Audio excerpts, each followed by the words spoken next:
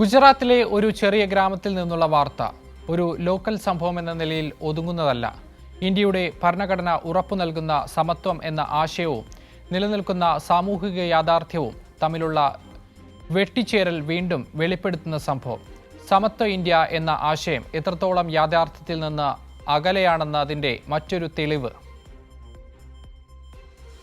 ഗുജറാത്തിലെ ജുനഗഡ് ജില്ലയിലെ ഒരു ചെറിയ ഗ്രാമത്തിൽ നടന്ന സംഭവമെന്ന തോന്നലുണ്ടെങ്കിലും ഇത് ഇന്ത്യയിലെ സാമൂഹിക രാഷ്ട്രീയ യാഥാർത്ഥ്യങ്ങളെ വീണ്ടും ചോദ്യം ചെയ്യാനിടയാകുന്ന ഗൗരവമായ വിഷയമായി മാറുകയാണ്.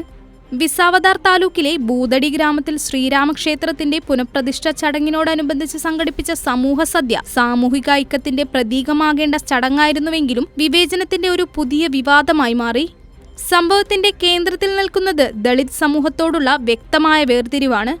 ക്ഷേത്ര ഭാരവാഹികൾ ഗ്രാമത്തിലെ ദളിതരെ സദ്യയിലേക്ക് ക്ഷണിച്ചെങ്കിലും അതോടൊപ്പം വെച്ച നിബന്ധനകൾ സമൂഹത്തിലെ പഴയ ജാതി വ്യവസ്ഥയുടെ അടയാളങ്ങളെ വീണ്ടും പുറത്തുകൊണ്ടുവന്നു.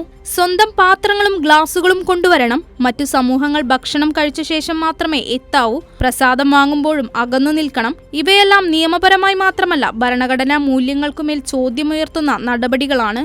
രാജ്യത്ത് സമത്വം എന്ന ആശയം ഭരണഘടന ഉറപ്പു നൽകുമ്പോൾ നിലനിൽക്കുന്ന സാമൂഹിക യാഥാർത്ഥ്യം പലപ്പോഴും അതിന് വിരുദ്ധമായി തുടരുന്നതിന്റെ ഉദാഹരണമാണിത്.